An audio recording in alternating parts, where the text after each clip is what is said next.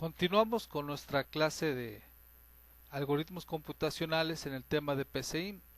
Bien, vamos a ver ahora otro ejemplo en el cual vamos a obtener el promedio de tres calificaciones. A mi proceso le voy a llamar promedio X, ya que la variable promedio o ya que la palabra promedio la voy a ocupar en una variable. Para que podamos observar qué es lo que vamos a hacer, abro mi bloc de notas y les voy a escribir la definición del algoritmo. Algoritmo que obtiene el promedio o el planteamiento, algoritmo que obtiene el promedio de tres calificaciones. Entonces, si analizamos qué es lo que tenemos que realizar es leer tres calificaciones, sumarlas y dividirlas entre tres para de esa manera obtener el promedio. Como ya les dije, mi proceso le vamos a llamar promedio X o le puedo llamar promedio 3. Bueno, voy a utilizar la instrucción definir para indicarle a PCIN qué variables necesito. Necesito definir calificación 1, C1, como puede ser entero, real.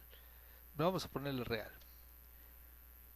Definir también calificación 2 o C2 como real. Voy a definir mi tercera calificación C3 como real y voy a definir por último mi variable prom o promedio como real. Bueno, hasta aquí ya le indiqué a PCIN cuáles son los espacios de memoria que requiero me aparte para realizar mi algoritmo. Ahora voy a utilizar la instrucción escribir para indicar o mostrar qué es lo que va a hacer mi algoritmo. Algoritmo que obtiene o que recibe tres calificaciones y obtiene el promedio. Tiene el promedio. Entonces pongo otra vez escribir, pongo una serie de asteriscos como para hacer una línea que separe y ahora voy a poner otra vez la instrucción escribir para decir dame calificación 1. Esa calificación 1 con la instrucción leer la voy a recibir en C1. Escribir dame calificación 2 y con la instrucción leer recibo el valor en C2. Recuerden que en los mensajes, en lo que va entre comillas podemos poner signos de acentuación, en las variables no. Entonces aquí estoy acentuando calificación porque es un mensaje, no puedo acentuarlo en la variable. Y por último, escribir dame calificación 3 y voy a leer en C3. El promedio, que es mi resultado, lo voy a asignar con el signo de menor y guión de la siguiente manera. Voy a sumar C1 más C2 más C3 y lo voy a dividir entre 3. De esta manera obtengo el promedio y con la instrucción escribir voy a mostrar el siguiente mensaje: promedio es igual, coma, a promedio. Observemos que escribo promedio promedio. La palabra promedio que está entre comillas es solamente un mensaje.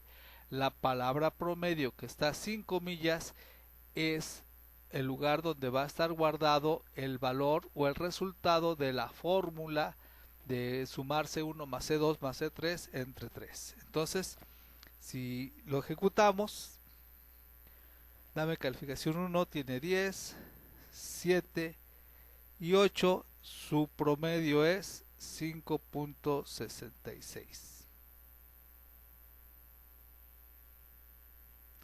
Bueno, aquí podemos observar que este promedio está mal. ¿Por qué? Porque si nosotros analizamos, aquí lo que me faltó fue escribir C1, C2 y escribí aquí la letra C. Me faltó el número 3. ¿Por qué? Porque este es el C3 el que estoy utilizando para hacer la fórmula. Entonces es algo que a cualquiera nos puede pasar, el omitir una letra o un número no nos da correctamente el resultado. Vuelvo a ejecutar, le doy 10, 7 y 8. Ahora sí me dice que mi promedio es 8.33. Lo vuelvo a ejecutar, le doy 7, 7 y 10. Mi promedio es de 8. Si sumamos 7 y 7, 14, más 10, 24, entre 3 nos da 8. Bueno, voy a guardar mi archivo, lo voy a guardar como promedio 3. Recuerden no dejar espacio entre promedio y el 3.